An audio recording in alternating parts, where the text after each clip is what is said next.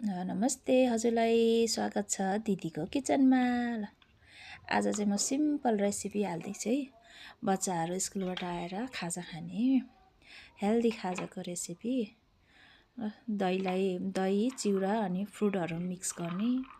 Simple हुन त सबैले जान्नुभएकै छ यो रेसिपी, त्यही पनि मलाई पनि यसो सेयर गर्नु मन लाग्यो। हामी बच्चाको आमाहरूलाई चाहिँ बच्चाहरूलाई जहिले खाजा के दिने भन्ने जहिले टेन्सन हुने कि बिहान के दिने, स्कुलबाट आएपछि के दिने भन्ने हुन्छ नि त है।